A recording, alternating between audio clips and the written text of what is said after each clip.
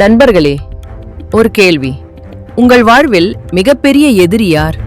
அவன் உங்களுக்கு வெளியே இல்லை, அவன் உங்களுள்ளேயே வாழ்கிறான். இன்றைய கதையில் ஒரு வீரன் முழு உலகையும் வென்றான், ஆனால் தன்னையே வெல்ல முடியவில்லை.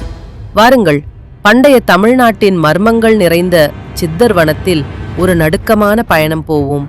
பல நூறு ஆண்டுகளுக்கு முன்பு தமிழ்நாட்டின் ஒரு அழகிய கிராமம், வளர் நகரம். நதிகள் பாடின, பறவைகள் பாடின, மக்கள் வாழ்ந்தனர். ஆனால் அன்று வானம் மழையை மறந்தது, நிலம் விரிசல் விட்டது, பயிர்கள் கருகின, குழந்தைகள் தாகத்தால் அழுதனர். கிராம மக்கள் கோவிலில் கூடினர். கடவுளிடம் கேட்கத் தெரியவில்லை, மனிதரிடம் கேட்க தயக்கமாயிருந்தது. இந்த வேளையில் கோவிந்த முனிவர் எழுந்தார். கோவிந்த முனிவர் மெல்லிய குரலில் சொன்னார், இந்த பூமியில் ஒரே ஒரு நம்பிக்கை இருக்கிறது. சித்தர் வனத்தின் ஆழத்தில் ஒரு மந்திர ஊற்று இருக்கிறது. அதன் நீர் ஒரு சொட்டு மட்டும் இந்த கிராமம் முழுவதும் உயிர் பெறும். ஆனால் முனிவர் நிறுத்தினார். அந்த காடு சாதாரண காடு அல்ல. அங்கு நுழைந்த பலர் திரும்பவே இல்லை. அந்த காடு உன் வலிமையை சோதிக்காது, உன் ஆத்மாவை சோதிக்கும். மக்கள் நடுங்கினர். யாரும் முன்வரவில்லை. அந்த நேரம் ஒரு குரல் கேட்டது, நான் போவேன். அர்ஜுன் எழுந்தான். 20 வயது வீரன், தோளில் வாள், நெஞ்சில் ஆணவம். நான் 1000 போர்களில் வென்றிருக்கிறேன். எந்த காடு என்னை வெல்லும்? எந்த ஆவி என்னை அஞ்ச வைக்கும்? கூட்டம் ஆரவாரித்தது. ஆனால் முனிவர் அமைதியாக சொன்னார், வீரா, அந்த காடு உன் ஆணவத்தை சோதிக்கும். அடக்கத்தோடு போ. ஆனால் அர்ஜுன் கேட்கவில்லை. கோட்டை வாயிலை கடந்தான். சித்தர் வனம் அவனை கூப்பிட்டது. சித்தர் வனம்.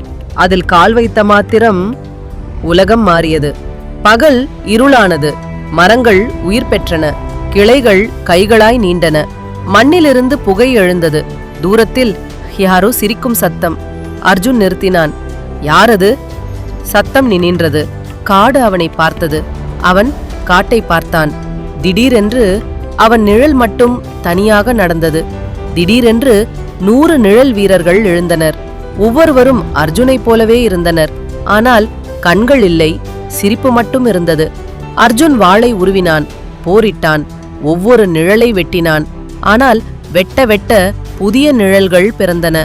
மணிக்கணக்கில் போரிட்டான். கடைசியில் தளர்ந்தான், முழங்காலில் விழுந்தான். அப்போது ஒரு குரல் கேட்டது, வீரா, இவர்கள் உன் அகந்தையின் நிழல்கள், வெட்டி அழிக்க முடியாது.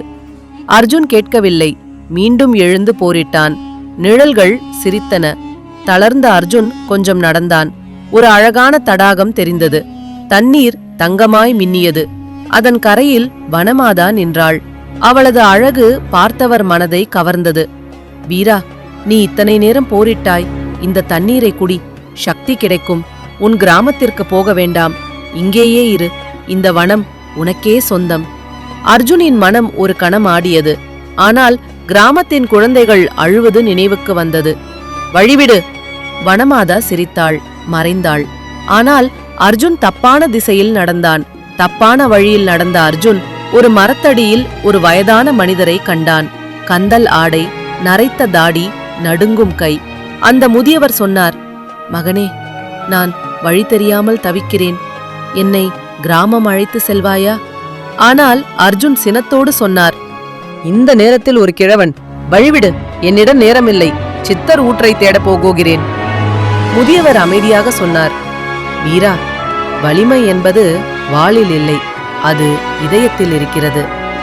அர்ஜுன் கேட்கவில்லை, நடந்தான். முதியவர் பார்த்தார். கண்களில் கருணை மட்டும் இருந்தது, வேதனை இல்லை. ஒரு புன்னகை மட்டும். ஏனென்றால் அவர்தான் அழியாத சித்தர். நடந்தான், நடந்தான், நடந்தான். காடு அவனை சுற்றி சுற்றி வைத்தது. ஒரே இடத்தில் 3 முறை வந்தான். காட்டில் நேரம் போவதே தெரியவில்லை. உடல் தளர்ந்தது. தாகம் வந்தது. வாள் கையிலிருந்து கீழே விழுந்தது. அர்ஜுன் மண்ணில் விழுந்தான். கண்கள் மூடின. அப்போது அவன் மனதில் ஒரு காட்சி வந்தது. கிராமத்தில் ஒரு சிறுமி காய்ந்த குவளையை கையில் பிடித்துக்கொண்டு தன் தாயிடம் கேட்கிறாள், அம்மா, தண்ணீர் எப்போது வரும்? அவள் தாய் அழுதாள். பதில் சொல்லவில்லை. அந்த நிமிடம் அர்ஜுனின் கண்களில் நீர் வழிந்தது. முதல் முறையாக அவன் தன்னை பற்றி நினைக்கவில்லை. நான் தோற்றாலும் பரவாயில்லை, அந்த குழந்தை தாகம் தீர வேண்டும். அவன் மண்ணில் விழுந்தான். ஆனால் மனம் மட்டும் எழுந்தது. ஒரு அற்புதம் நடந்தது. அர்ஜுன் மனம் மாறிய கணம் காடே மாறியது. கருமை விலகியது. மரங்கள் தங்கமாய் பொலிந்தன. நிழல் வீரர்கள் மறைந்தனர். முள் நிறைந்த பாதை தாமரை மலர்களால் நிறைந்தது. ஒளிரும் வழி தெரிந்தது. அர்ஜுன் ஆச்சரியத்துடன் பார்த்தான். அப்போது ஒரு குரல், அந்த வயதான முதியவரின் குரல். வீரா, இப்போது நீ தயார். திரும்பி பார்த்தான். முதியவர் இல்லை. அங்கே நின்றார் ஒளி உடல் கொண்ட ஒரு மகா சித்தர். தங்க ஒளி வீசும் உருவம், கைகளில் 1000 ஆண்டு பழமையான கமண்டலம், கண்களில் பேரன்பு. சித்தர் மெல்லிய குரலில் சொன்னார், வீரா, நீ 3 சோதனைகளை சந்தித்தாய். முதல் சோதனை நிழல் போர், அது உன் அகந்தையின் சோதனை. 2ஆம் சோதனை வனமாதா, அது உன் ஆசையின் சோதனை. 3ஆம் சோதனை நான், ஒரு வயதான கிழவன், உதவி கேட்டேன், அது உன் கருணையின் சோதனை. அர்ஜுன் தலை குனிந்தான். மன்னியுங்கள் சித்தரே. சித்தர் சிரித்தார். மன்னிப்பு வேண்டாம் வீரா. தோல்வியிலிருந்து திரும்பியவன் வென்றவனை விட பெரியவன். அந்த குழந்தையை நினைத்து நீ அழுத நிமிடம் நீ வென்றாய். கமண்டலத்தை நீட்டினார். இதில் சித்தர் ஊற்றின் நீர் இருக்கிறது. உன் கிராமம் வாழும். போ. அர்ஜுன் கிராமம் திரும்பினான். கமண்டல நீரை நிலத்தில் தெளித்தான். மழை வந்தது. ஆறு ஓடியது. குழந்தைகள் ஓடி வந்தனர். அந்த சிறுமி காலியான குவளையை நிரப்பி குடித்தாள். அர்ஜுன் பார்த்தான். வாளை வென்ற நேரத்தை விட இந்த நிமிடம் பெரியதாக இருந்தது.